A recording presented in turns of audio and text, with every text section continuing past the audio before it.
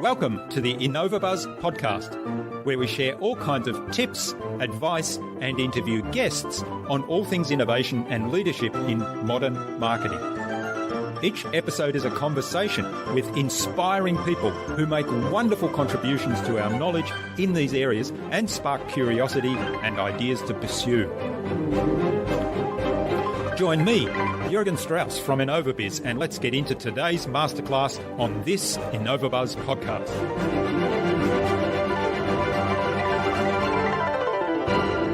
Our customers don't come to us because everything's working, right? They're not like, I'm so happy today. I have the body of my dreams. Let me give you $250 for supplements and a 90-day workout program. That's not what's happening, right? They're like, my life isn't working. Things aren't here. I've tried this before. It's never worked. Like getting, like you said, getting really connected to who they are and what their wants and needs are so that we can meet them where they are and take them where they need to go. But in that is where you realize that the value of what you offer has never been in your offer or the product. It's in the accountability of helping people prove that story wrong or negating that pain point or getting them one step closer to their destination. And that's gold, man. That's what this game is about.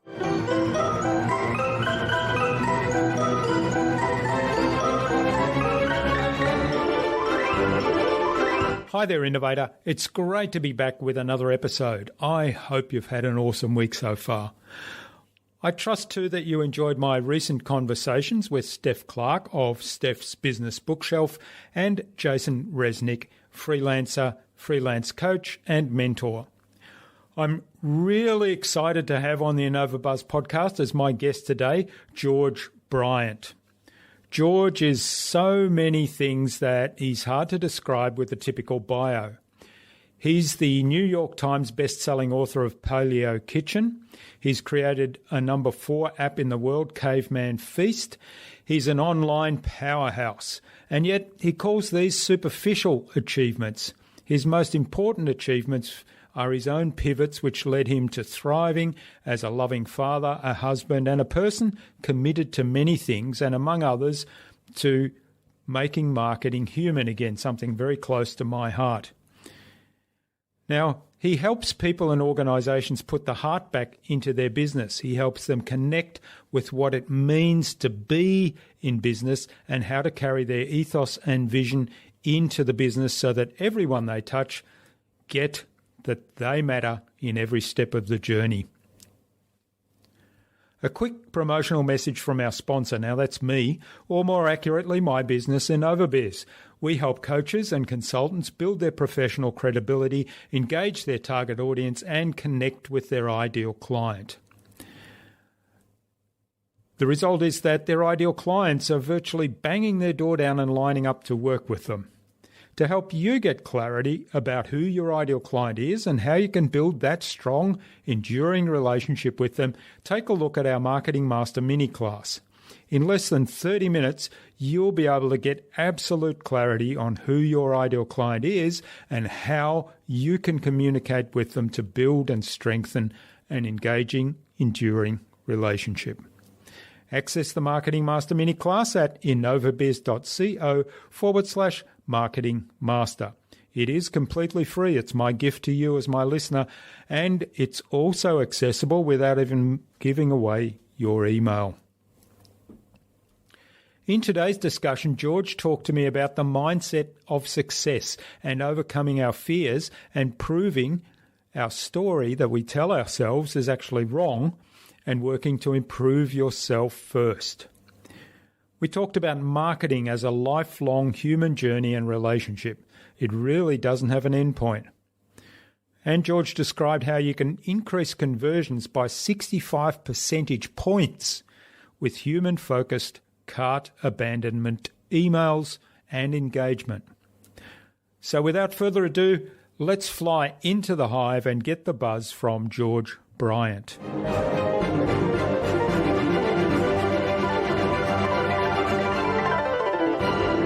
Hi, Hi, I'm your host, Jürgen Strauss from InnovaBuzz, and I'm really excited to welcome to the InnovaBuzz podcast today, all the way from Temecula, I think it's pronounced, near San Diego, California, George Bryant. Now, George describes himself as Chief Heart Marketing Officer, and his mission is to ensure that businesses understand that relationships always beat algorithms in marketing. Yeah. So, George, welcome to the podcast. It's a great privilege to have you as my guest. Super stoked to be here. Yeah, it's Temecula, California, so Southern California wine country. But yeah, I'm really excited to be here. As we were talking before the recording, I was like, I can't wait to dive into the topic when somebody who understands it gets it.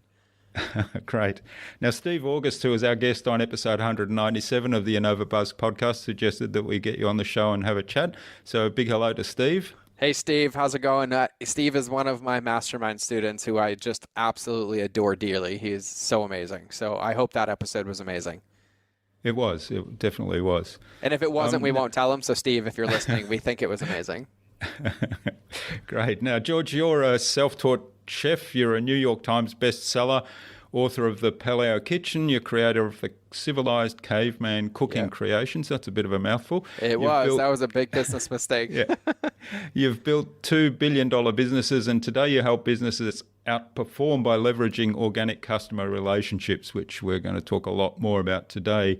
You help them connect with what it means to be in business, which I really like that, that's your focus, and you help them carry their ethos and vision into the business so everyone they touch gets to know that they really matter in every step of the journey. So it's really wonderful. So as someone whose mission is to make marketing more human again, I'm really looking forward to digging more into that. Now, before we get on to that, I want to ask a slightly different question about your background, because what I'll do is post some links to a couple of podcast episodes you did with other people where you talk quite a bit about your background and people can listen into that. So I'll just say that you've had a very difficult upbringing that included abuse, and you've had some very traumatic experience during and after your service in the military. Now, you've overcome all of those to become an incredibly successful and an incredibly positive person. So what interests me is, what's the mindset, what are the beliefs and behaviors that you kind of brought into the world and that you practice to have dealt with all those things, overcome them to get to where you are today? Yeah, that's an amazing question. Probably that is actually the best question I've ever been asked on a podcast. And this will be upwards of 2,000 interviews that I've done. Best one I've ever had asked. So yeah, like you were saying, and I think just to give context, we're going to reference a lot. So if you Google my name, you'll find a lot of food stuff, cooking stuff. I taught myself to become a chef. Well, not a chef. I taught myself how to cook so I could beat bulimia. And there's about 1,000 podcast episodes where me talk about overcoming bulimia and teaching myself how to cook and how I launched that business as well, being self-taught, which leads very much into where we are today. And so the question of like, what do I do or what do I have when I think about the resiliency or my life and where I've ended up here? And I feel like if you asked me this question once a week for 52 weeks, you'd get 52 different answers. But given that I just had an amazing conversation with my wife and my team and my kids, I'm really grounded. And what I'm currently focused on now, and this will give some context. When I wake up in the morning today, like when I woke up this morning, I woke up at 3:55 a.m. to go to the gym at 4 a.m. because I'm a nutso and I like to push myself. And it's really interesting because I got out of bed this morning and I had just as much anxiety, depression, and sadness in my body and in my feelings as I did 3 or 4 years ago when I was suicidal and going into the hospital. The only difference is the choice that I make and the awareness I have of the situation.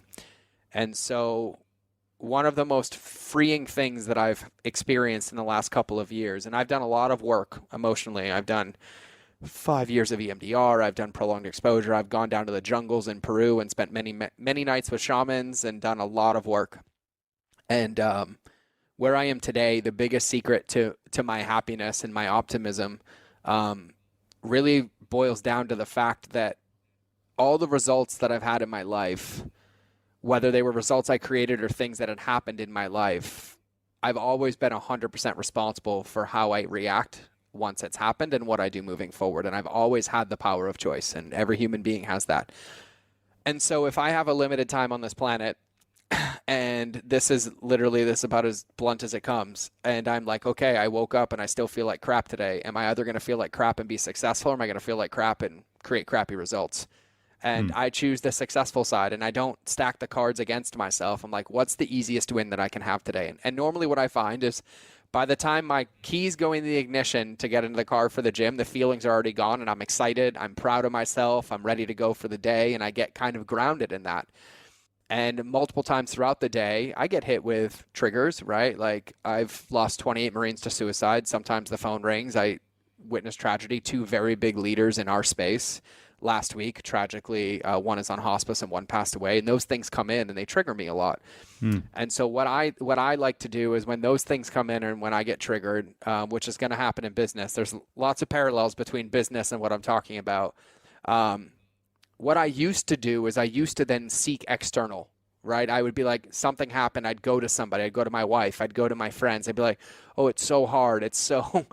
I can't believe this happened again, right? And now I do the exact opposite. I go internal and I seclude myself from everybody. And I call it my intestinal fortitude cave. And I basically remove myself from all the distractions. Sometimes it's an ice bath. Sometimes I get in my sauna. Sometimes I go for a hike, or sometimes I just go outside and sit in silence. And I really allow myself to fully feel and experience whatever those feelings are. And I mean, like I'm asking myself, like I'm like, oh, my life is so hard. I'm like, well, where else does that show up in your life? And I'm like, where's that come from? And I was like, why does it feel like that? And then I'm like, why does it feel the same to almost get in a car accident as it does to go on a roller coaster, but yet I make the roller coaster fun and the car accident bad? And I like have these, I just give myself, for me, what I think the secret is I allow myself, or I give myself the space to be and not try to change it. Not try to be like, you shouldn't feel that way, or that feeling is wrong, or don't say anything, just push it down. I allow myself to fully feel and also fully explore whatever those feelings are. And what I have found now after doing this for a couple of years, that the gap between like, oh, I'm triggered and life is so hard, and me getting into action is about 30 seconds, whereas it used to be like 30 days of like this like tedious, monotonous, like, oh, it's so hard. Everything's stacked up against me. Like it's not going to work. And now it's like, oh, that didn't feel good. Oh, that's interesting. Oh, I feel better now. Oh, I'm going to go do something differently now. And so for me, I get to practice this every day because I consult for a living. I own 7 companies. I run a mastermind, and I'm with business and entrepreneurs every single day. And this is the stuff that happens every day, right? Like my business is failing. My ad account got shut down. I got a cease and desist today. My Amazon account got shut off, and I'm 150 grand a month out. And I get to practice this over and over and over and over. And like people are like, oh my God, this happened. I'm like, why did the first thing you do was message me? And they're like, oh, crap, I knew it. Hold on, I'll call you in an hour. And then they like dive back in and they're like, this is what I noticed. And I was like, yeah. And so for me, Wim Hof calls this, Scott Carney calls this, there's a book called What Doesn't Kill Us Make Us Stronger by Scott Carney. It's kind of what got me into cold therapy.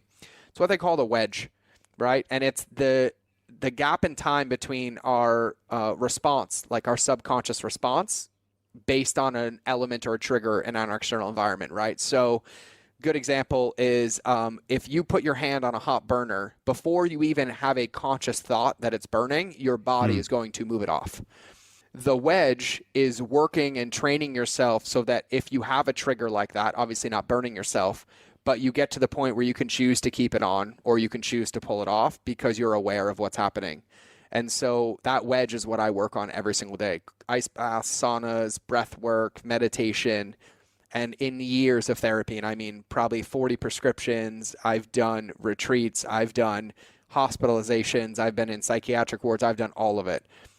Hands down, the 2 most powerful things that I've done are breath and alone time. Breath and alone time are the 2 most profound, powerful medications, treatments that I've ever found on the planet. So, you'll learn this about me. I give very long-winded answers to short questions because I talk for a living. But to sum that up, really, I think that the 2 biggest things that I take away moving forward, that I've had this experience in my life and, 38 years in of some trauma and some experiences, is that I've come to realize that how I feel now is the same as how I felt then, but I'm completely in control of the results that I create. And so I spend a lot of time being present and breathing and being okay with that. Like being okay with the fact that I only got an hour of work done today because that's all my body could produce, and not making myself wrong or being like, well, you're a bad entrepreneur because they say you should hustle every minute of the day. And I was like, I say we should be intentional every minute of the day about whatever we're doing to heal ourselves first, so we can serve our customers, or we can market effectively, or we can, have the impact that we want to have. So thanks for asking me the best question I've been asked. All right. Well, that's fabulous. And it was a great answer too. And I think, the ability to kind of take stock and assess oneself and one's emotions and feelings, but then also say, now this has happened, it's done. I can't control what's happened, but I can control how I respond to it. 1000%. I can choose what I do next. So that is really powerful, I think. And I learned it in business. Right? Like all these business lessons we teach people every day, all I did was turn them around. And I was like, that works really well if you try it in your personal life too. Yeah. All right. So tell us what you do today and why, if you can give us that in a I'll bit give of a the short version. Yeah. So I'll give you the fastest elevator version ever. So I was in the Marine Corps, active duty Marine in the United States for 12 years, 3 combat deployments. Was planning on doing an entire career, and after 12 years, I got medically separated due to injury. So almost lost my legs, had a couple concussions and traumatic brain injuries that I'm currently healing because I have physical trauma that still causes some pain and triggers. And so in the transition from Marine to civilian, I needed something to do, and I was bulimic at the time, so I taught myself how to cook. And I was like, if I document this thing every day on like social media, then I'll have accountability. I didn't even know what a blog was. This was 2010. Someone's like, oh, you should post all of it on blogger.com. And I was like, what's blogger.com? And I was like, okay, signed up for an account, launched a blog, very immaturely named it Civilized Caveman Cooking Creations. And over 8 years, it got chopped down just to Civilized Caveman because that was a really bad name in the beginning. Just Civilized Caveman, and went on to become a food blogger. And I self-taught everything: digital marketing, affiliate marketing, email, social media, paid marketing, content marketing, all of it. Ended up launching an ebook in 2011, 2012, grossed over $1 million in the first couple of months with a Word document, which was like my yearly salary came the first day, and that was a shock to me.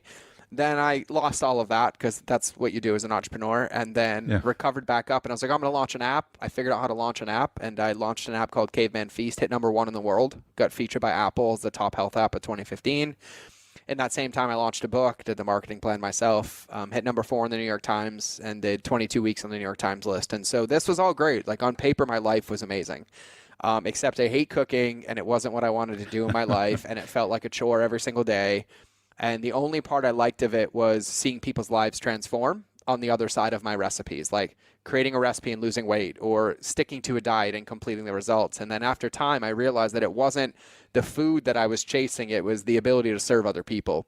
But the only thing that was missing is it was incongruent for me because I didn't want to cook. I didn't want to be a food blogger. I didn't want to be an influencer, right? Like I didn't want the social media followers I had. Temporarily, it felt great, to have 1 million people a day be like, you're so amazing. And then you feel empty on the inside. It wasn't the life that I wanted to live. And so I got struggled and torn for a couple of years. About 3 years, I ran that company as like the face of that company while I was resenting it. And behind the scenes, I had started secretly consulting. And I had started consulting companies on how to ethically scale their company by teaching them that relationships beat algorithms. And my first ever consulting client was actually Men's Health, of all people.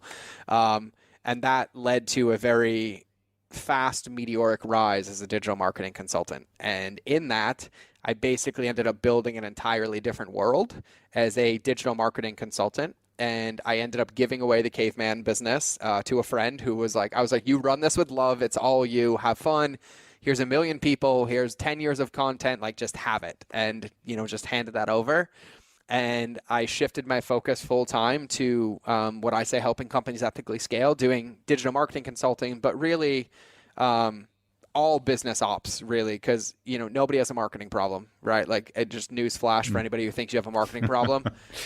There's about 17 layers underneath that. It just depends on how deep they are, right? Sometimes it's easy, but sometimes we get down all the way to the bottom, right? So marketing became my Trojan horse to get into companies. And so for the last 3 years, I've been doing digital marketing consultants. So my clients like Men's Health, Adidas, Titleist, Onnit, Vital Proteins, and the list continues. You can find them all on the internet.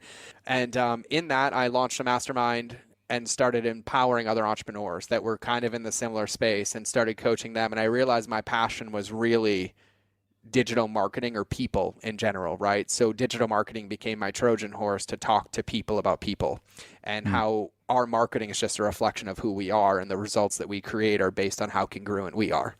And that led to some tremendous results. I was a part of building $2 billion companies that I very naively didn't take part of. I'll never make that mistake again.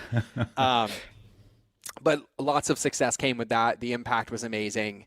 And then over the last couple of years, that's all I've been doing, is helping other companies ethically scale while building my own. And in that, I've acquired 5 or 6 companies, 6 companies now. So I have 2 supplement companies I own. I have a diaper bag company I own.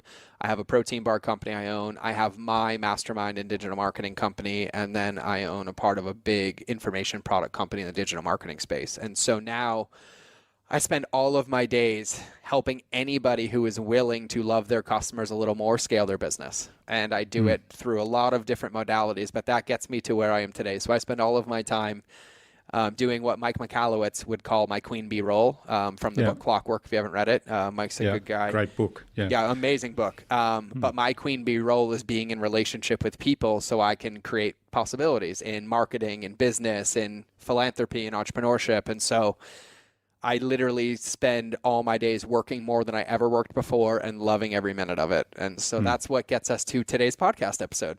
Yeah, that's great. Well, the thing that really strikes me about all of that, in terms of, you talked about digital marketing as being your Trojan horse.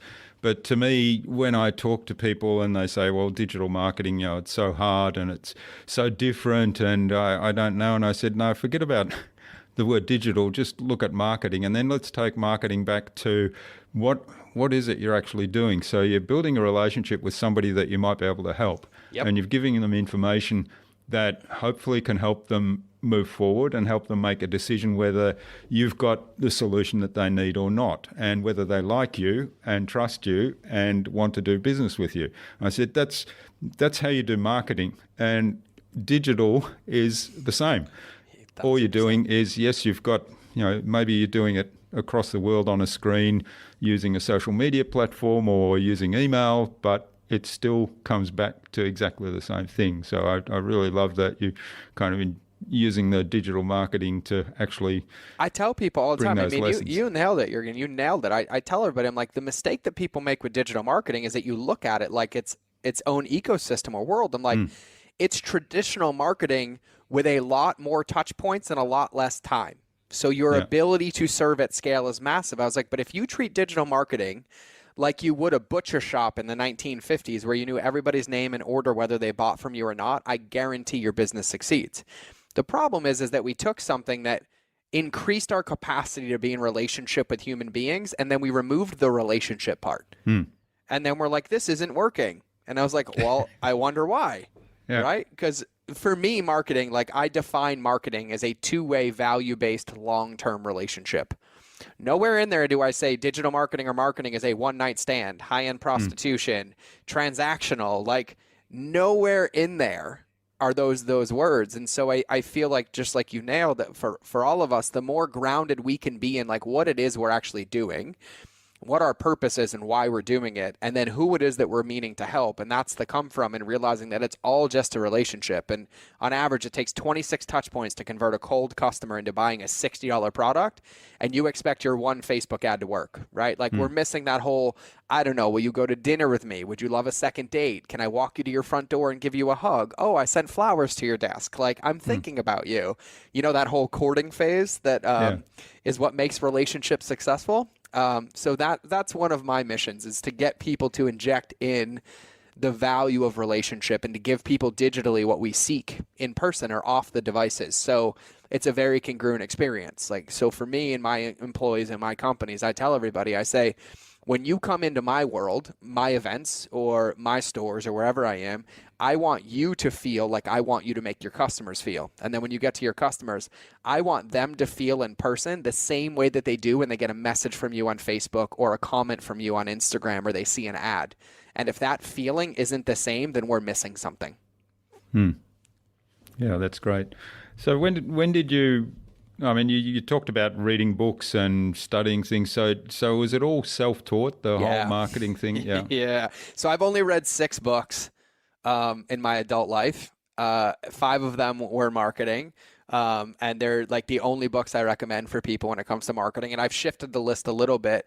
But I had this theory, and this is going to sound trite and silly, but I was basically broke, right? Like I was living below poverty, and I couldn't really afford to waste time trying to learn or read or anything. And so I was like, you know what? If I just do this every day and I just keep posting every day and blogging every day, I'll bump my face, I'll hit a couple bumpers, some things won't work, but I'll probably figure out a lot faster what works and what doesn't work than if I sit here thinking about it. And so I basically made a rule that I was only allowed to consume 30 minutes of content a week, and I'd never broken that rule since, and that was 9 years ago. And so whenever I have the need or the thought of like, oh, I wonder what they say, or I wonder what it says in that book, I'm like, well, so you can either consume somebody else's right now, or you can go create original content and serve your purpose. And I literally put it down and I go do a live video, or I go create a training, or I get on a call like this, or I go have a conversation with an entrepreneur to support my Queen Bee role, which is me wanting to help people, you know, grow their lives and businesses. And so it was like, in hindsight, like I probably should have read like 3 or 4 books, would have saved me some headaches, broken noses, and black eyes. But I think there was a lot of magic in the being in the mud of it, and being in the grit, and being like, you know what, like I'm a yes, and I'll figure it out as I go. And it gave me a very unique skill set, because now I've done everything, like actually run all the platforms, built them all. Now I teach and consult on the theory and execution of it. So I get everybody. And then I was an influencer on top of it. And so I get every aspect of the ecosystem when it comes to a company and digital marketing. And I have a very unique perspective. So it ended up becoming a good thing. And so I tell my students this, I tell my team this. I have this theory that human beings, we get ideas in our brain, and 95% of them are the right idea, but we don't execute because we go seek validation first. We go try to find it in a book or consume somebody else's content. And we're basically like, hey, can I get some evidence to know that I had the right answer, and then I'll do it? And I was like, but if we can get rid of that gap between like, I have this idea, now I get validation, closing that gap is where results happen. And so my job is to help people close that gap. And it's like, yeah, no, like I really don't want you consuming my content. I would rather you watch one video on email marketing done correctly and then spend the next 2 years doing nothing but writing email and being in relationship with people. And I guarantee you your business will succeed, because there's no other way that it could happen. Yeah. That's great advice. Taking action. I mean, we all procrastinate from time to time, some more than others. And I don't know how many times I've heard the phrase, "Oh, I thought of that idea years ago." Well, how come this person's mildly successful with it because they've implemented it? You might have thought of it, but you don't have anything to show for it. 1,000%. Yeah, it's the visions and the results are created by like getting in and doing the work, right? Like my wife and I have those talks all the time. We'll be at dinner with a glass of wine. She's like, you know that thing? I'm like, dude, that thing was like $500 million. She's like, I thought of that 7 years ago. I'm like, well, you should have told me 7 years ago, because we would have just made it work, right? But it's the hindsight's really beautiful, but it's really motivating to me too, though, because I think about it and I think about that like when it comes to procrastination, right? And it ties into the first question you asked me. It's like really that honesty with myself every moment of the day. As an entrepreneur years ago, I used to make procrastination bad. I was like, oh my God, I'm not doing anything. I should be doing this or doing this, rather than like taking my body's internal clock and being like, why am I so resistant to growing right now? Like what is it telling me? And like then being okay with it, right? Not like I'm going to go read a book or watch a video to get motivated. It's like, no, like I'm going to feel this feeling. Yeah. And normally what I found is that for me, procrastination boils down to my fear of success or my fear of trusting myself, which I made a rule that either way, they're both stupid beliefs and I just can't, I have to ignore them as much as possible. And so, but when I allow myself to explore them, it normally comes with a lot of clarity. And it's like, oh, I think about this. Like, I wonder, I don't know, what are they doing? Or what does their funnel look like? Or what do their emails look like? Or what do their social media look like? I'm like, nope, screw it. What's your idea? And I'm like, this. I'm like, how can I best get it done? I'm like, this. And I like go do it. And it ends up being cathartic in the process because it's, like my way out. But just newsflash for everybody, I don't have social media. I deleted it when I gave away that company. So I don't know one of my competitors in any of my companies. And I have a rule that none of my students or business partners are allowed to know what they're doing, follow them, see them, or be a part of them. And so we keep that rule across every single thing that I do. And somehow magically, by looking at our world instead of their world, we become successful. And so that's an interesting point because a couple of years ago, I noticed a trend in Facebook in particular where they started doing business groups. Yep. And I thought, this is actually really neat. And, it's a way where people can interact in groups, like-minded entrepreneurs, and share experiences. Some of the groups were really good that I was involved in, that, people were asking questions, and it was a very giving community and people would share information. But over that 2 years now, I've noticed that there's just so much noise there. It's mind-numbing. Some of those groups are still good, but to find them, it's really hard to get in there. And I've gone right off Facebook again now. And I think you make a really good point. It's just a time sink, and it's one like talking about procrastination. There's so many things that we can do as distractions that don't actually achieve get us progress to achieve what we're setting out to achieve. It's the hand that feeds us biting us back, right? Yeah. Because so many companies that I work with rely on Facebook ads, right? But they have to remember that how Facebook makes their money is by keeping you on the platform as distracted and as long as possible with the endless scroll. I was like, so yes, you're paying them to help reach people's eyeballs while you're wasting 80% of your time consuming it, being their avatar. And I was like, I bet you if we deleted Facebook and stopped you from running Facebook ads, your business would get bigger than it is right now. I was like, because you're basically offsetting the cost of like what it is. And that's not true for everybody, but I think it's definitely something worth noticing, right? It's it's really powerful when we look at, and it's I actually remember because the first shift to Groove happens after they changed the algorithm from date-based to algorithmically based, and then people started looking for other avenues of ways, and then they did a massive update to the groups about 2.5, 3 years ago, and they made them really powerful when it came to business. And I was like, here we go. And like, now you're right. Like every single funnel, every email, every ad, it's like, join my group, and then go in my group and post that you bought my course from my other group. So everybody in this group knows you bought this group. And I was like, come on, guys, like, let's go. Like, our job isn't to get our customers to spend more time consuming our content. Our job is to get our customers to consume as much content as needed for them to go create results in their life and then help them continue to achieve those results. Yeah. Nowhere in that business or marketing ethos, we're like, you know what, our job today is to get every one of my customers to watch every single one of my YouTube videos 100% all the way through and then do nothing with what content I gave them. And then we're like, I'm so mad that I only get 20% of my audience to watch my videos. I'm like, or look at it the other way. 80% of the people that you help are in their life, living their life and achieving their goals, and probably capitalizing on the 86% of marketing that is word of mouth and a lot more powerful than a YouTube video as they're telling all their friends about how good they look with their stroller in the park on Sunday because they ate your recipe and did your workout. Yeah, great.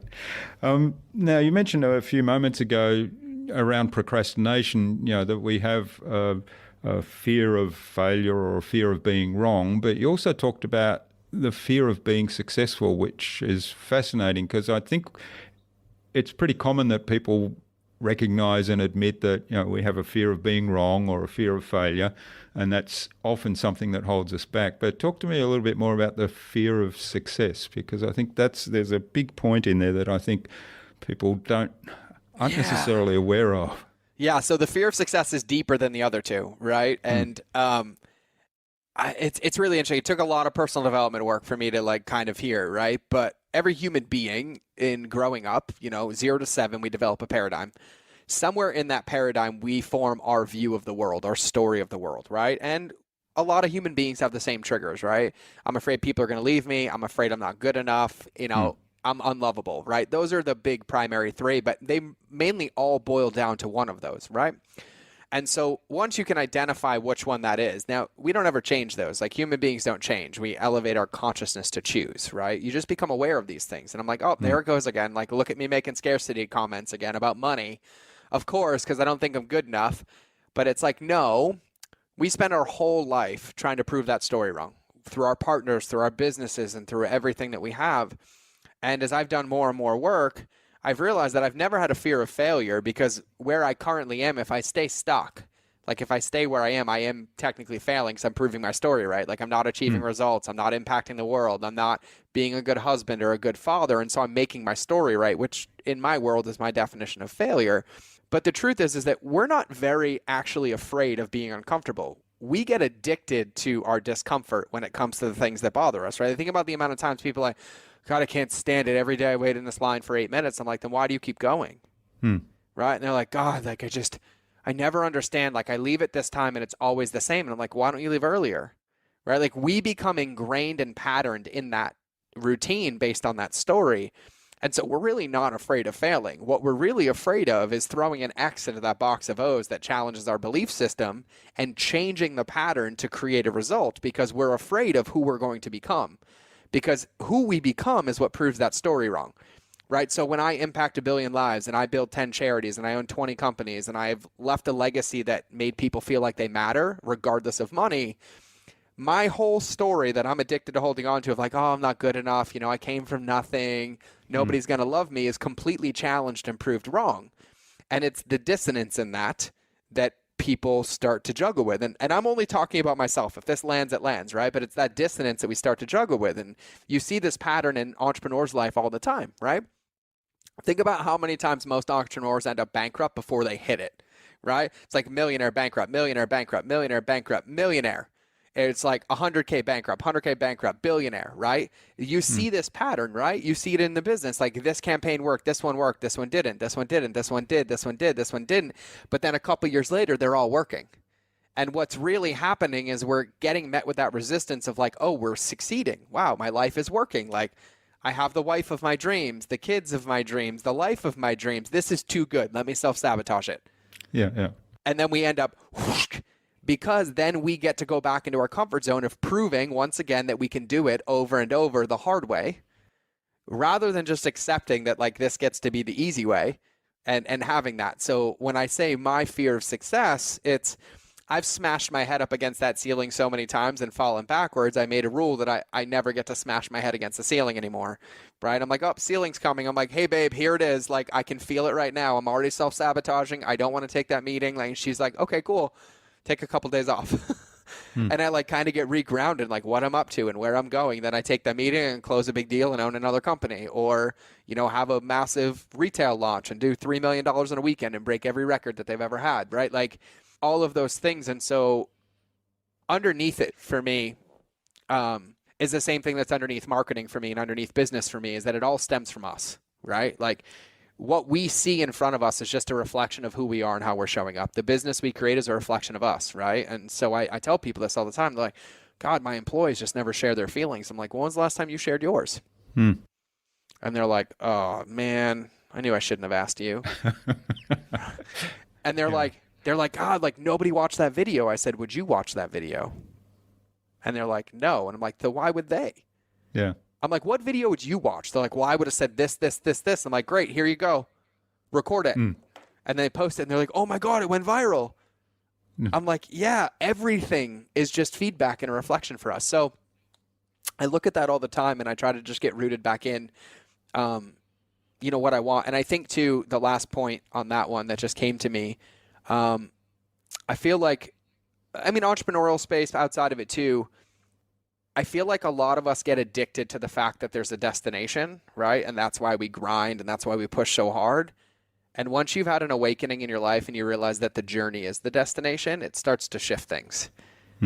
Because I'm sure any entrepreneur will relate to this. You set a goal, you hit it immediately. You don't even give yourself a moment to celebrate your goal. You're like, not enough. What am I doing next? What am I doing next? Like, I just ran a marathon. I'm going to run another one right now. And I'm like, whoa, like just breathe. And I used to do the same thing. And I still, I have to set my life up with containers around myself, like my wife, my team, my everything is designed to keep me in my lane, right? To not allow me to have those moments or to go crazy like that and to be like, right? And so I do that by hosting an event in person every 3 months and doing calls like this, 3 to 5 times a week, because this is what I love and I thrive off it, but it keeps me out of here and it keeps me in here. And the more time I spend in here, in my heart, for those listening, I was touching my heart. The more time I spend there, the better things are for me. And so I think it's rooted on a couple levels for entrepreneurs or for business owners or for people in general. But the big one, tends to be realizing what the emotions are underneath it and what the real come from is. Not like, oh, I'm afraid of failure. Like, not really. Because if you do nothing else, you're going to just fail and you're doing nothing else, right? So go deeper, figure out what really that motivator is. And then the other thing is accepting that, like, this moment is all we have. Like right now, like, I don't know, and like kind of morbid, but that was my week. I don't know if I'm ever going to make it off this podcast call to kiss my kids and wife again. I literally have no clue. Like something could happen, something catastrophic. I could have a health scare. I could have an aneurysm in my brain from my brain. I have no idea. This could be it. And so when I think about that, I think about that all the time to make sure that I'm playing out in those moments, like being present and living for the life that, like, I want to be known for and want to be living.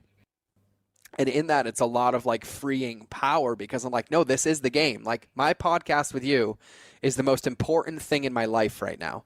Like, this is 100% of my focus and intention, and I'm giving it my all, because there is no finish line. I'm not going to do this podcast. It's going to lead to 100 emails, going to lead to $10 million. And I have no idea. All I have is this podcast. I'm like, this is my end result right now. And so knowing that, I started to get addicted to the game, right? Because that is my destination. And I'm only remembered for my last at bat. And currently, your podcast is my last at bat. And so I'm trying to hit a grand slam. And but yeah, that's what it is for me. And so I just recognize it. I acknowledge it a lot. And then I talk about it very openly, right? Like, I'm that guy that gives a keynote, throws my slides out the window and say, I'm going to do a user-generated keynote. Tell me what your problems are. And I'm like, first, let me start with my problems. This is what happens, and this is why I don't feel qualified to stand on this stage. And they're like, yeah, but you've done. I'm like, no. I'm like, I'm no different than you. We're not going to get in the comparison game, but I own it a lot. I talk about it a lot. And part of marketing for me is, as you and I both define marketing, is like putting human back in marketing. Well, you can't market or be in a relationship with a robot. And in order for a relationship to take place, both parties have to be willing to do the work and show up emotional, vulnerable, and authentic. And so I'm not going to sit back here and wait for everybody else to do it. I'm like, nope, I have to show up that way first if that's what I want to attract. And so that's how I break through my fear of success or my fear of failure or my fear of being loved or feeling good enough, right? There's so many entrepreneurs that I meet that literally won't launch their product because just the launch of their product proves their story wrong. Yeah. Like, my parents told me I would never make it. And I said, great, by when? And they're like, no. And I literally, if they are in my zone, I will sit them down with my team. And I'm like, you are not leaving until this is live. And I was like, even better, I won't let you leave till we have a sale. And they're like, and I'm like, nope, story gets to be proven wrong today. Yeah. Right. And that's so great. I love it. Yeah. Yeah. So that's that one. Yeah.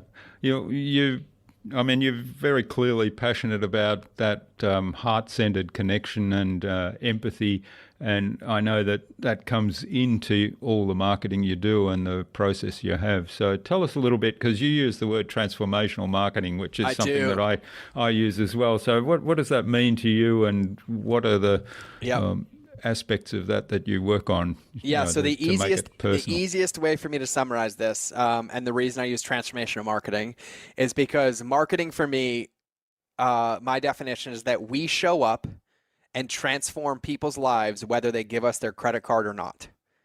And that is my definition of success. So I have 7 marketing laws that I abide by. I'm not going to share all of them with you guys, but that's one of them, is that everybody feels valuable whether they give you their credit card or not. And so that's the foundational piece of my marketing. And I believe that we have a moral obligation when we launch a business, start a business, or even put our name on something. We're like, hey, here's my idea, or this is what I want you to do. That we have to maintain that and see that all the way through until the very last person has achieved that goal. If not, we're perpetuating a cycle and setting people up to fail. Like, it doesn't do me any good to like post a video about like, hey, if you do X, Y, and Z, you'll get here in 12 months, and then you never hear from me again. And I didn't say anything about taking your credit card, but I have a moral obligation that if I say something or if I do something or if I post something, that I have to make sure that that's seen all the way through. And so the marketing law that we teach is that everybody feels valuable whether they give you their credit card or not. And so within that, I do say, I help companies ethically scale by teaching you that relationships beat algorithms. Now, I happen to spend a lot of time on digital, but we do retail as well. But everything boils down to the customer and the customer journey, right? And a customer journey for me is not somebody went through your funnel, clicked on your 4 upsells that they should have never gotten in the first place, bought your product and never used it. My customer journey is before they even bought a product, we helped them achieve a goal. They were in relationship with our brand, aligned to our brand, knew that we could help them, were ready to be helped, and said like, hey, now's the time. Then they come in, give us their credit card, and then we don't get off of them until they've achieved their goal. Not, hey, I'm going to give you 3 weeks of cooling off time before I hit you with my next upsell or hit you with my next offer. Like, no, like I'm guarding and protecting this relationship like it's my marriage.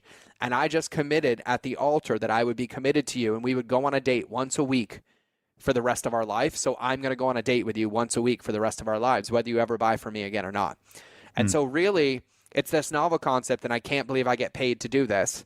It's this really novel concept of actually helping our customers achieve the results we promise them, which equates to a lot more money.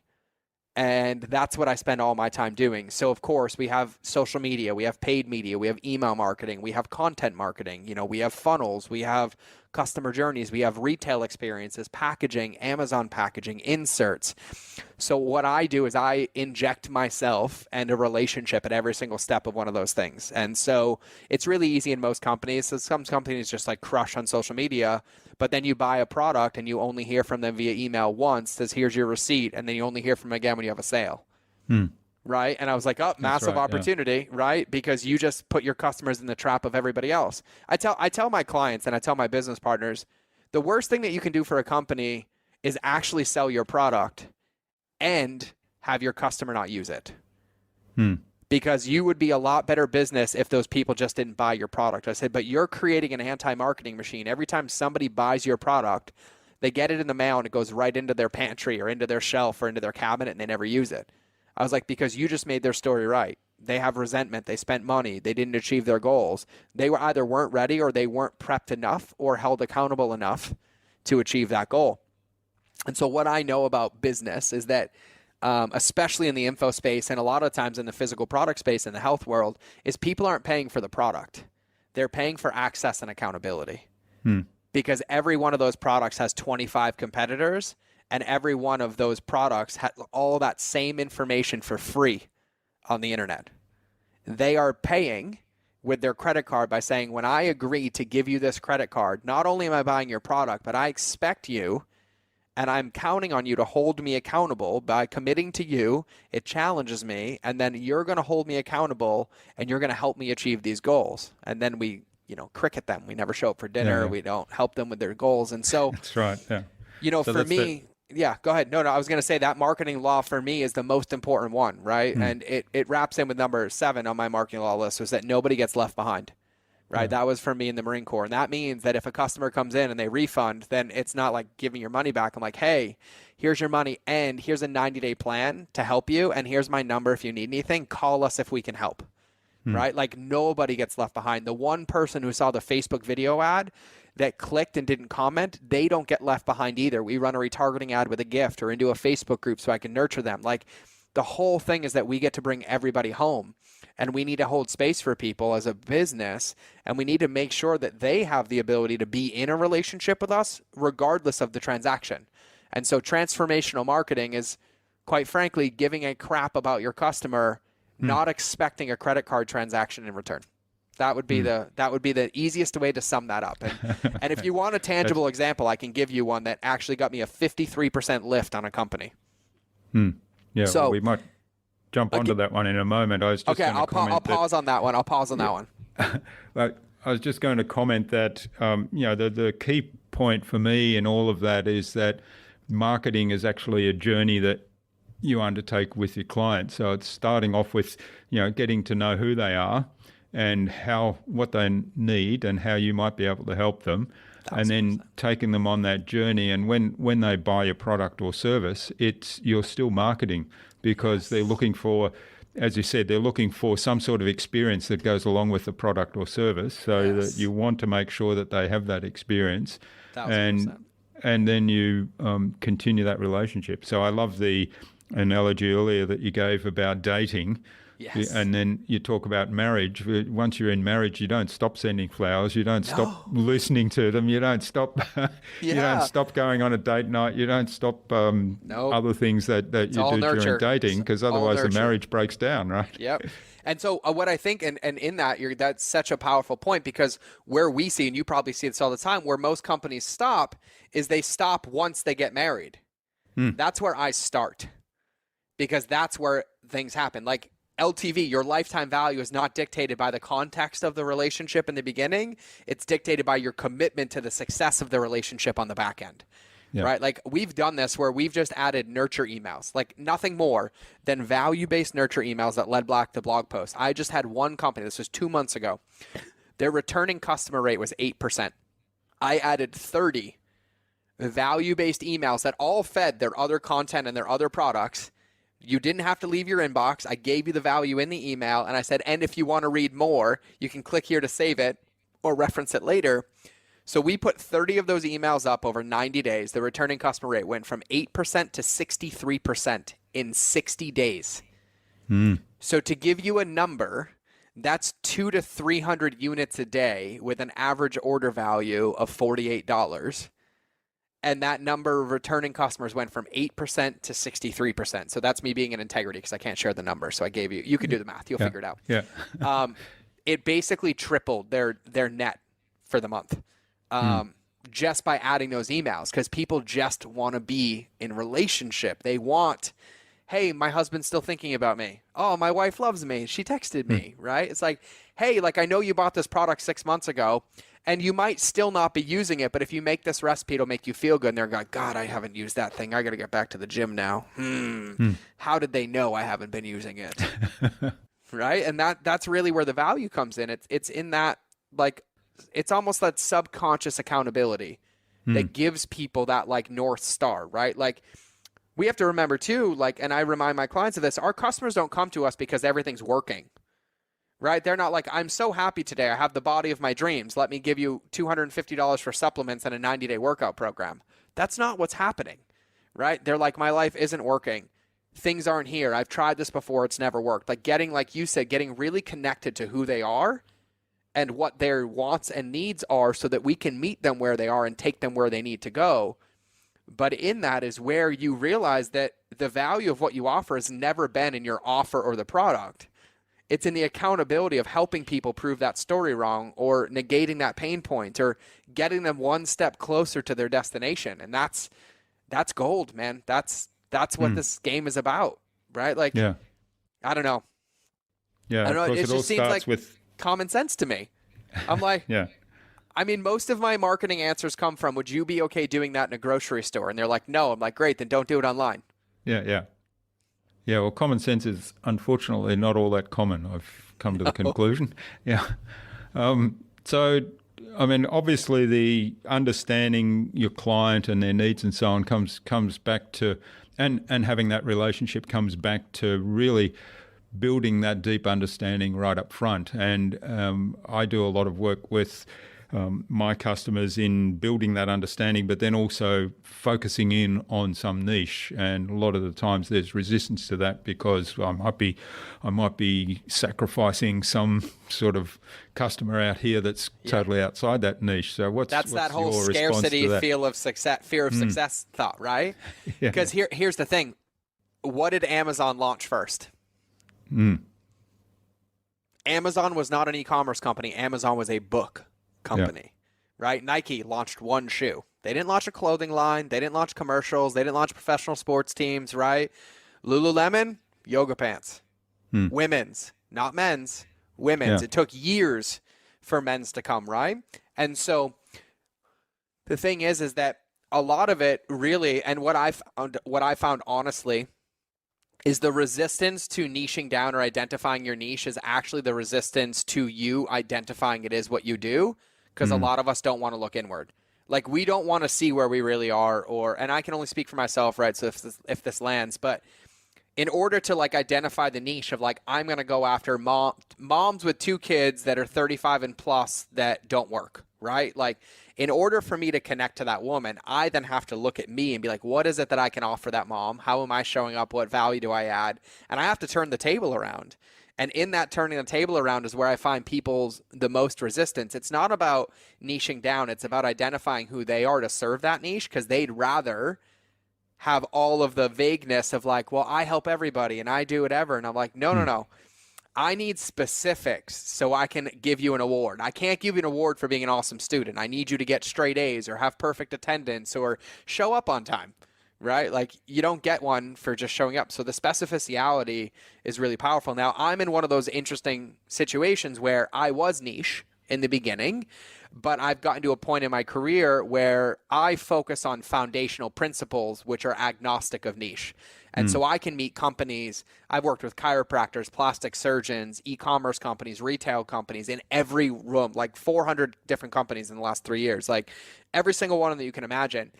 But the only reason that I can do that is because I'm pulling them out of their own weeds and I'm working on foundational principles, right? And so those are what apply universally to every single niche or pillar within their company. And so I'm working on internally, right? So I use a lighthouse, which, by the way, this isn't here accidentally. For those of you that are listening, you can't see the obsessively large working lighthouse that's in my office behind me that is 6.5 feet tall, but he can.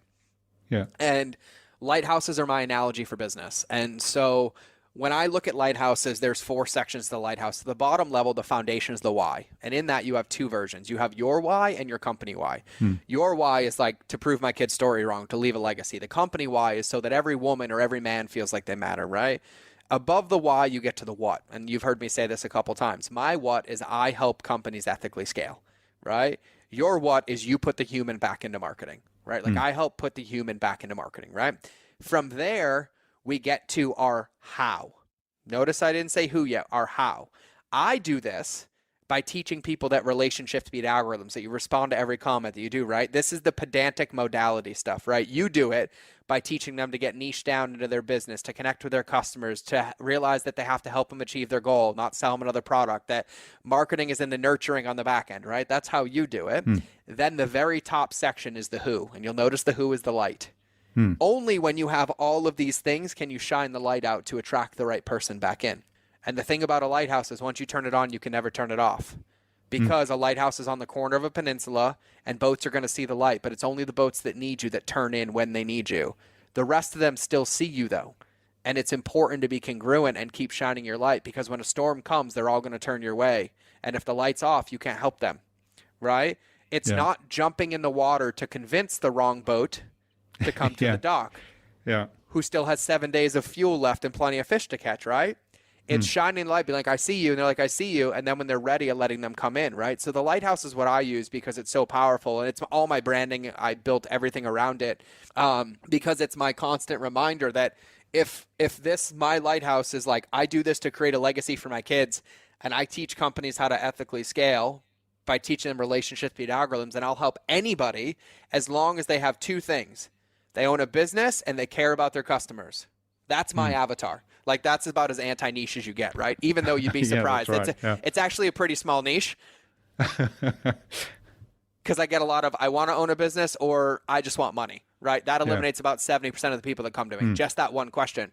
And so I can literally ask myself every day, is this podcast right now helping me shine light? Yeah. Because there's plenty of people that are listening that care about their customers and have a business, right? And so I can say that this is authentically congruent and aligned with what I do. And if it doesn't fit in there, I don't do it, right? And so it's just, I try to give myself these reminders and these accountability things in these containers every day so that I can do this and that I can help teach this, right? And I can empower you and empower other people, because you have the game.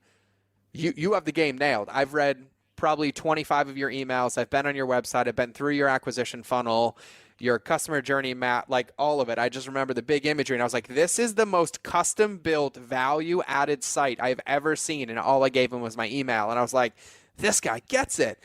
And I went through it all and I went through all the emails and I did it. And I'm like, awesome. And then of course there's always holes because none of us can ever see them, right? So there's ways that we can open-ended question those emails so we get open-ended responses. We can do list segmentation and subsequences. There's so many things that we can do, but it started with you getting really, really clear and then creating all of that, and all of it's congruent because everything that you do helps put human back in marketing.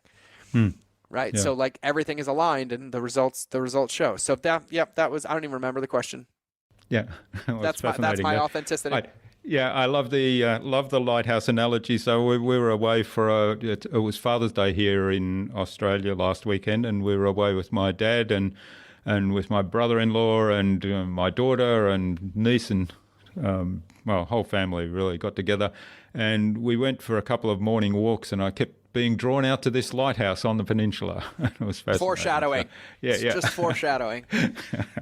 So I love the analogy. All right, now this is absolutely fascinating. I'm just watching the time here. We've gone on longer than I normally do, so I think this happens. We'll be here all day if you let me keep going. Yeah. Well, I think we might have to do another one on marketing more specifically. Can I solve two things real quick, and they won't take long? So number one, open loops, for everybody wondering, the official name for them is called the Zeigarnik effect, and there's one happening in my brain right now because I promised you I'd tell you how I lifted that one company, and it'll only take me a minute. So the one way that you can put these marketing laws into play, the easiest place in any company is their cart abandonment sequences, right? I can't stand another insulting email that says, hey, you forgot something. First, nobody ever forgets to spend money. Let me just throw that out there right now. What they're really telling you is that you haven't done a good enough job courting me or having me feel safe to make a transaction. And I see people do this all the time. They're like, oh my God, we put these cart abandonment emails up. There's 3 of them. We recovered 8% of sales. And I was like, but you have to remember that if I took the 100 people that saw it and I asked of them, how many of you had a positive experience? Only 8 hands go up.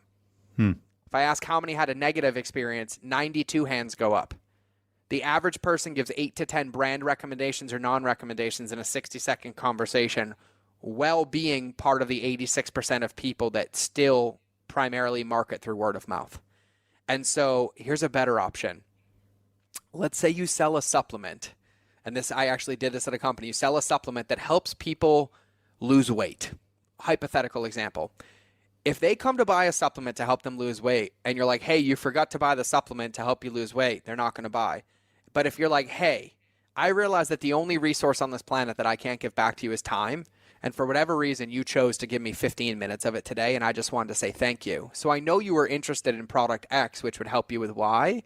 So rather than try to sell you the product or convince you, I would love to give you my 30-day meal plan and workbook that will help you achieve boom and boom below for free. And of course, if you have any questions, you can respond to this email or you can join our Facebook group right here. And tomorrow, I'm going to be sharing my favorite recipe from that book. The next day, I know you didn't make the recipe yet. Hey, have you checked out page 13 yet? I told you that one recipe alone, if you do nothing else but make that one recipe every day for the next 30 days with that green juice, that it'll absolutely transform your life, right? And so I'd love for you to make the recipe and then post it and use the hashtag whatever so I can tag you, I can repost it, and I can show you some love, right? Social proof, wins, full ecosystem. And then the third day, and I'm like, and don't worry, tomorrow I have a question for you. Oh, no. Email 2, I said, I have a question for you. I said, after you make this recipe, I would love to know if you could just respond and let me know what was missing for you. You know, like as you went through this funnel, like I know you were interested in this. And so for me, I do a value exchange first. I have to earn the right for you to answer my question. Yeah. I don't just get you to go on a date with me. Like it's not an immediate yes. Consent is still a thing in this world.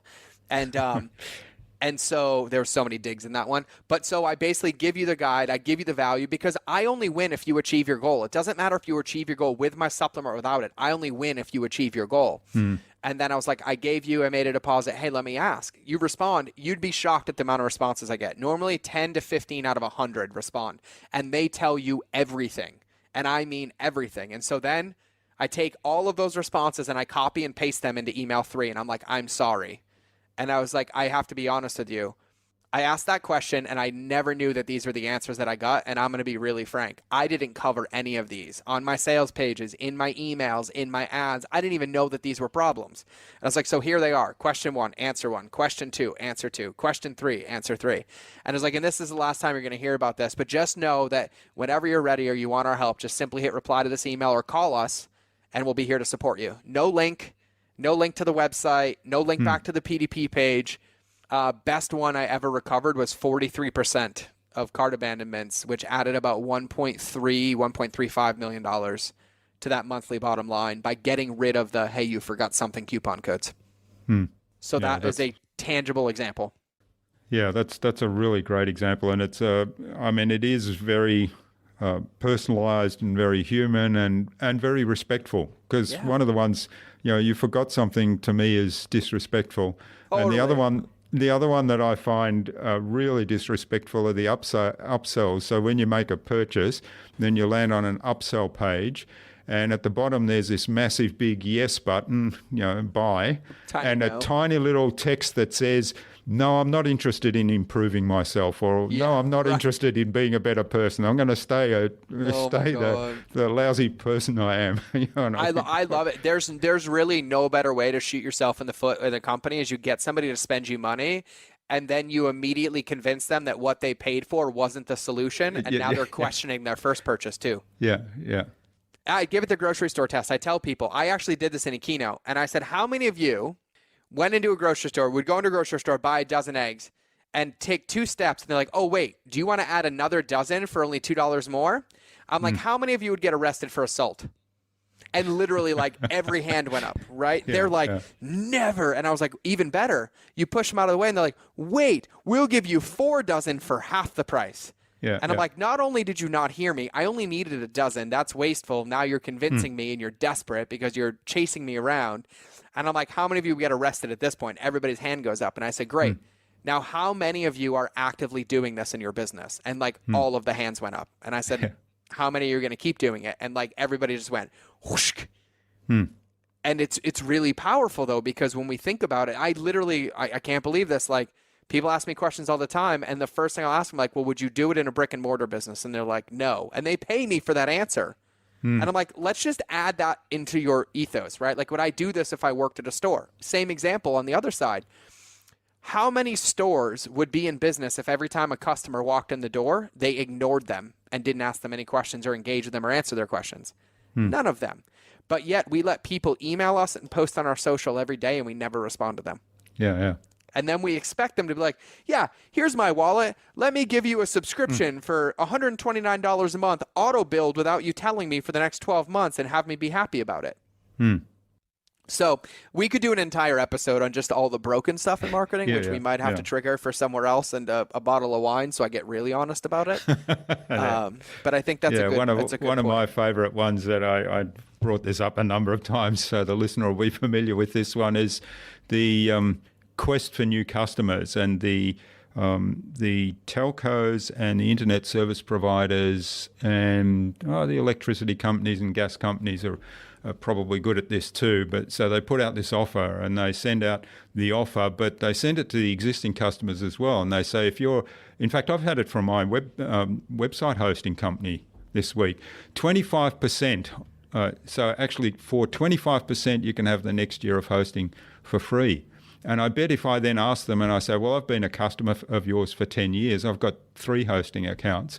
Can I have my next year for 25% on those 3 hosting accounts? They'll say, no, it's only for new customers. And that really gets up my nose. I say, well, so you're not taking care of existing customers. You're just interested in people you don't have a relationship with yet, and people who haven't shown you loyalty over 10 years and been your customers for 10 years. You're prepared to look after them better. Totally. It actually just happened to me. I was actually paying for internet service. I pay for really fast internet. I was paying for like 250 megs upload and download. I was paying $180 a month.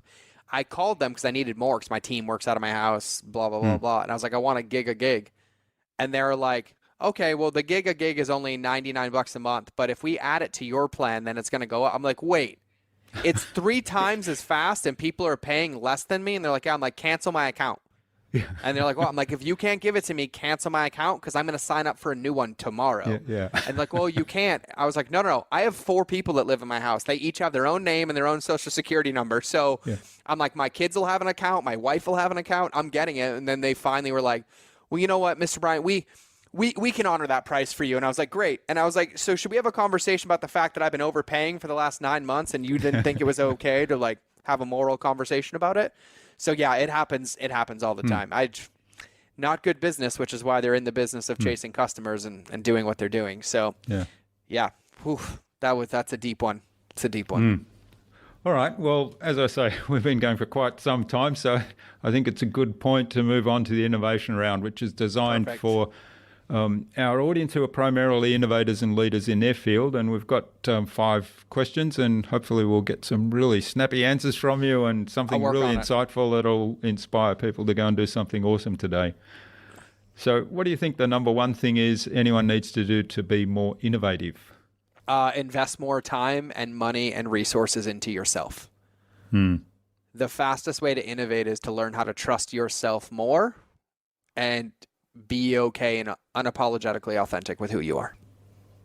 Yeah, that's great advice. And I think that was coming through pretty clearly in all the conversation today.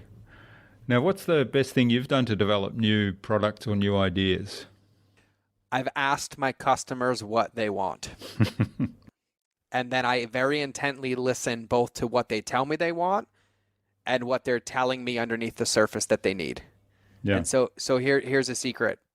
Anger, sadness, frustration, those are all secondary emotions.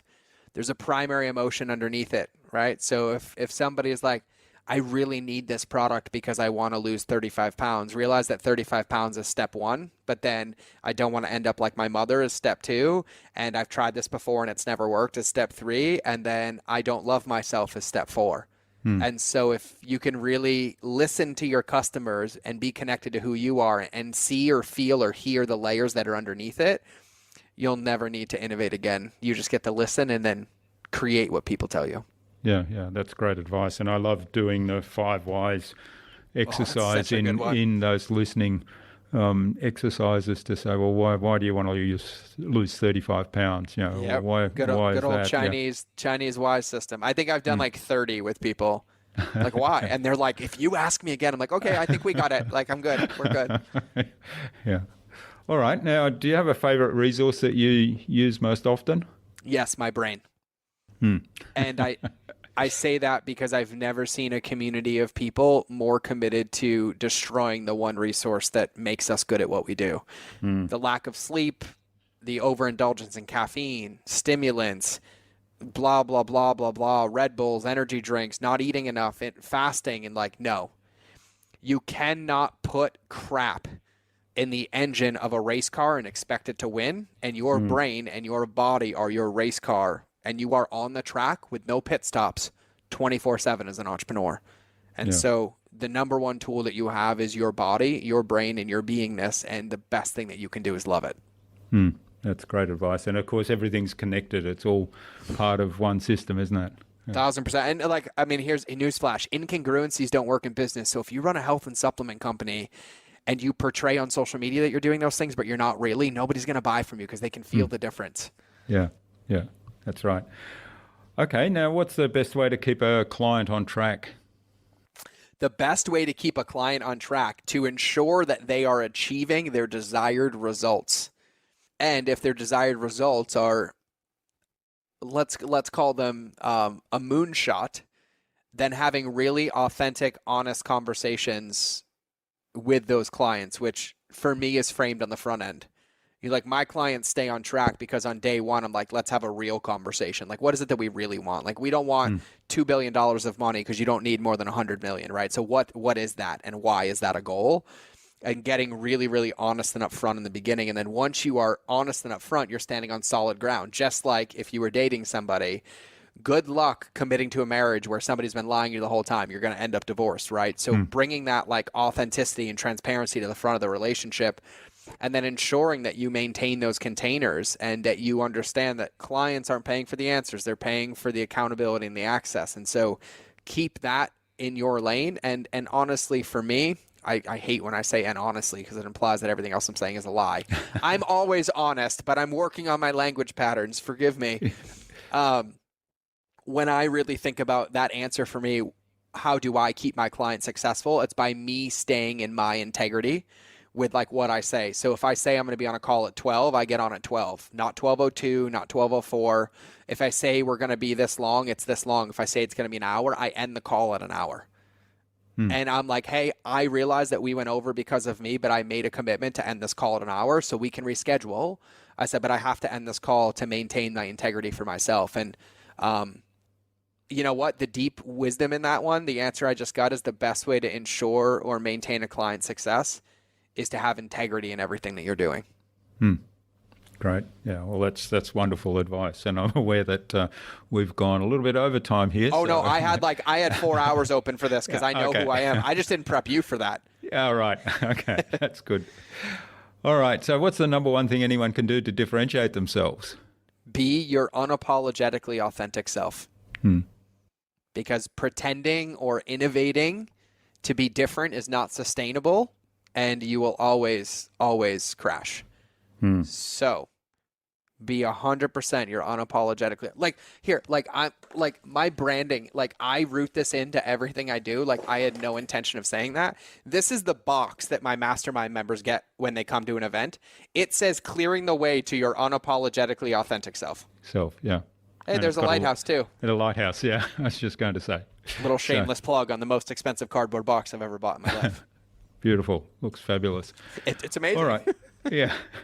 So, George, this has been absolutely fantastic. I really appreciate you spending time with us today and being your truly unapologetically authentic self with us. Where can people reach out and find out more about you and maybe even get in touch and begin that human engagement? Yeah, so really appreciate the opportunity. Two best places, and I'm going to give you a container for this. That's actually how I do this. So first, I have a Facebook group, which my team's getting ready to kind of reactivate. But the URL is really easy. It's mindofgeorge.com. I've tried to think of the best way, and it's just my mind musings. So mindofgeorge.com goes to that Facebook group. And then that's the best place to find me. So once you join that group, you'll see my teams in there and I'm in there. And then specifically, if there's anybody that's listening or watching this that has a very specific marketing question or a need, or you want to connect, who I am, any of that stuff, I'm going to give you my personal email address right now. And I'm going to make one request. And this is how you hold people accountable, and you put a container on it. So I'm going to give you my personal email. He can put it in the show notes, and you are only allowed to email me under one circumstance, that in the actual subject line, you put the podcast episode and name of the show for this podcast, and then write me your email with your question, and make sure it's clear that I can answer it. I'll do a video response. I'll write something. I'll send you a resource. I'll do anything that I can. If it does not have the specific subject line of, how do you title your shows? This is what, episode 194? InnovaBuzz episode, let me see. Roughly? I haven't wrote. I put you on the spot. I'll have to check. We'll figure it out. 230 something. 230 something, yeah. Right? So subject line, it's InnovaBuzz. InnovaBuzz, episode 200 whatever, and then your subject line. As long as the email has that in the subject line, I will personally read it and respond to every single one of them. And so my personal email address is George, George, at gbmasterminds.com. That is my personal email. If I could show you my screen, I will open it on my phone for you. Yeah.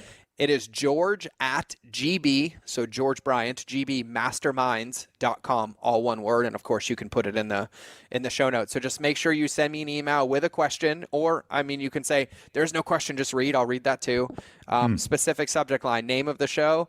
And I'm horrible at pronunciation. InnovaBuzz, and then episode, whatever the number is, and then your subject line and the question. And if it does not have that, I will delete the email.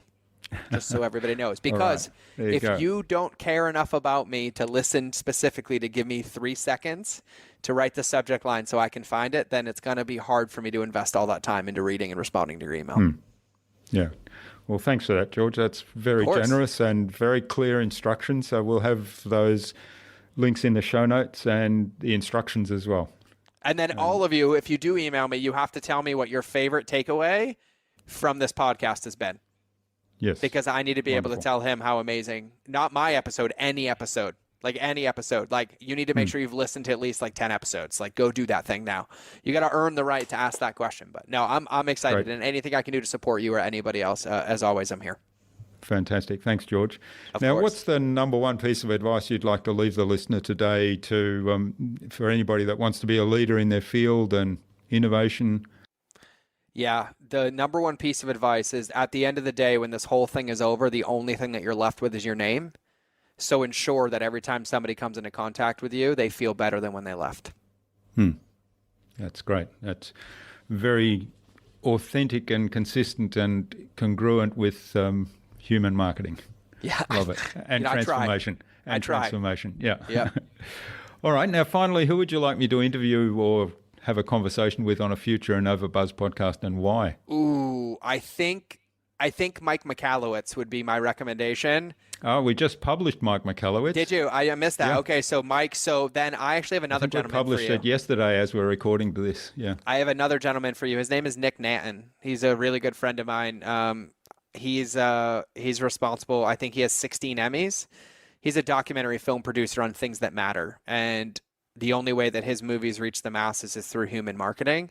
And he does some amazing, profound things. And so his name is Nick Nanton. And I highly recommend everybody check him out. You know that movie Rudy, like the football movie? Mm-hmm. So there's an Amazon documentary called Rudy that just came out on the real Rudy. So Nick shot and produced and directed that whole thing, and he has a lot of movies like that. And he's about people and having a massive impact, and he lives this way. So Nick Nanton would be who I would recommend. Great. All right. Well, we'll get an introduction to Nick from you and see if we can bring him on the show and have a conversation with him. All right. Well, George, I've really enjoyed this conversation. So thanks so much for sharing your time and your insights so generously with us today. And I wish you all the best for the future, and let's keep in touch, and maybe we'll have that conversation specifically on marketing and taking care of your I have a feeling there's customers. another one in the pipeline somewhere. We'll make it happen. But it was my absolute pleasure. Thank you for opening up your house to me and allowing me to be in. And like I said, my absolute pleasure, and keep up the great work. So thank you. Thanks, George.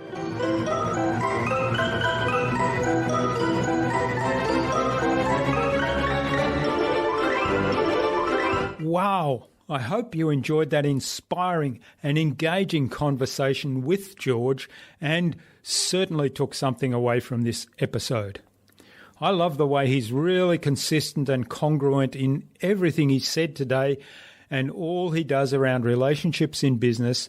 And of course, I love his lighthouse metaphor. I'm really curious to know what you took away from George's episode today.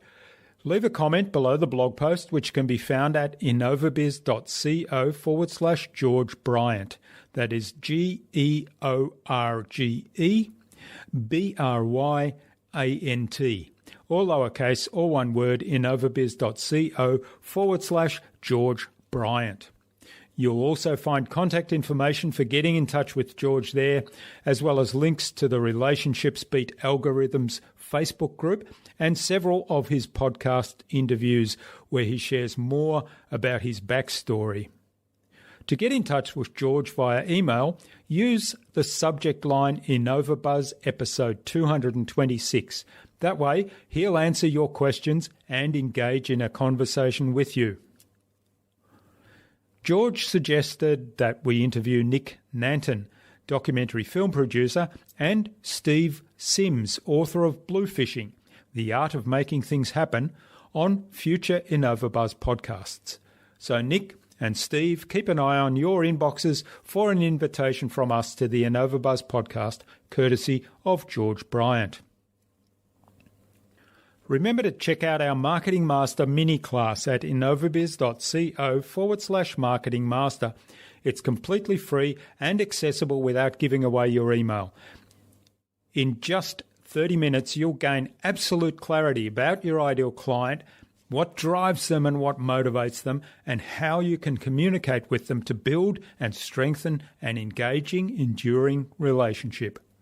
And if you'd like our help to go even deeper into marketing mastery or help with podcast production, then send me an email to jurgen@innovabiz.co and we'll set up a quick call just to get to know one another. Tune in again next week where we've got more fantastic guests lined up on the InnovaBuzz podcast, including Corey Wassel of Verse Wealth and Brad Smith of Simplecast. Stay connected with us by subscribing to the InnovaBuzz podcast at innovabuzz.com/subscribe. innovabuzz.com/subscribe. Make sure you never miss another episode. It would also mean a lot to me if you leave us a review, because what you think matters. I'd love to hear your thoughts, your ideas, your suggestions, or questions you have, so go ahead and share them in the comments below the blog post for this episode. Until next time, I'm Jürgen Strauss from InnovaBuzz. Remember, be awesome and keep innovating.